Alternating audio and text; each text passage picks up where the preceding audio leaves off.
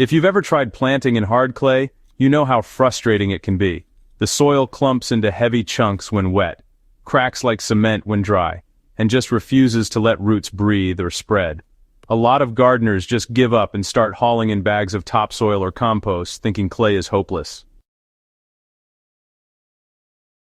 But here's the surprise. Clay isn't dead soil. It's actually loaded with minerals and nutrients, but, it's locked away in a structure that plants can't use. The trick isn't replacing clay but transforming it, and there's a simple way to do it that doesn't involve endless digging, tilling, or compost piles. Clay soil doesn't need removal, it needs unlocking. Clay is made up of tiny particles packed so tightly together that air and water can't move freely. That's why it suffocates roots and causes drainage nightmares. But hidden in that same dense structure are nutrients like potassium, magnesium, and calcium that plants love. The real problem isn't fertility, but accessibility. If you break open clay naturally, you release a buffet of minerals to your crops. The key lies in feeding the organisms that restructure clay from the inside out, rather than trying to fight it with shovels and machines. Mulching layers over time slowly transform clay into living soil. Honestly, the fastest way to unlock clay is to cover it with thick mulch layers. So what this really means is laying down organic material directly on top of the soil and just letting nature do the heavy lifting. 4 inches of shredded leaves, straw, or wood chips spread across a bed creates a slow-motion composting system right at the soil surface.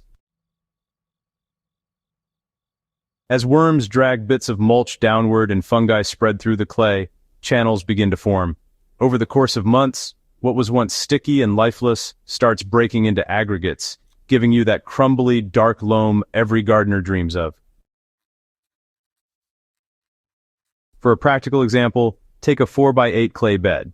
Add a full bag of shredded autumn leaves, enough to create a 3 to 4 inch layer. In about 6 months, lift the mulch and check the soil. You'll see darker streaks forming worm castings scattered at the surface and the clay breaking into smaller chunks. Within a year, roots will slip through where before they hit a wall. Mulch is powerful, but when paired with living roots, the results come faster.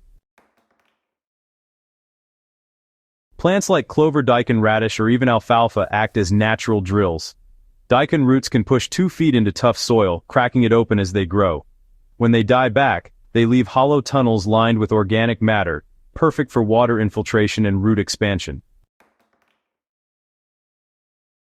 Clover spreads shallow but dense roots, feeding nitrogen while weaving through the clay to loosen its grip. One effective ratio, is sowing clover seed at about 1 pound per 1,000 square feet in early spring, then mowing it down later in the season to return all that biomass to the soil. For radishes, plant them at a spacing of 6 to 8 inches apart, let them mature fully, and, try to resist the urge to harvest. When they rot in place, they actually become food for microbes and pathways for roots. The biggest mistake gardeners make with clay is thinking they have to break it up physically. In truth, biology does it far better. Worms, microbes, and fungi are natural architects of soil, but they only show up when there's food and cover. Mulch and cover crops provide both. Every worm casting is a mini package of nutrients, and every fungal hypha is a bridge connecting soil particles into stable clumps called aggregates. Aggregates are what turn sticky clay into crumbly loam. Instead of dense sheets, you get porous crumbs that hold water but still drain. So, a good starter method is combining mulch with direct feeding. What you want to do is blend kitchen scraps like banana peels, melon rinds, or even old greens with water until it forms a slurry, and then just pour it into shallow trenches between your mulch layers. This approach feeds microbes immediately, and honestly, it speeds up the restructuring process. Using a 1-to-1 ratio of scraps to water works best, creating a mixture that sinks quickly into the soil.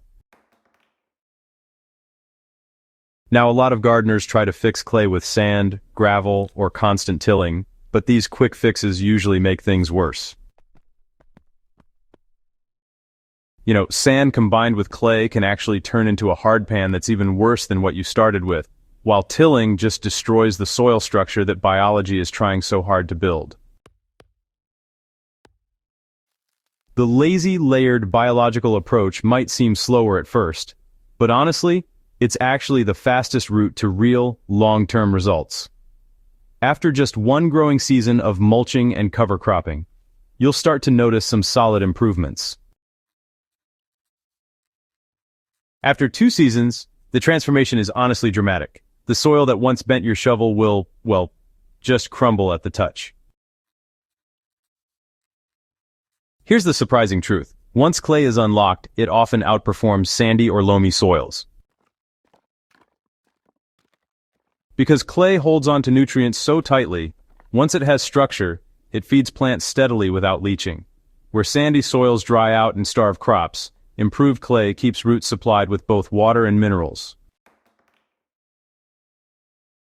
The gardener's job is simply to create the right environment for that potential to show. That means feeding the soil surface, keeping it covered, and, letting roots and organisms do their work.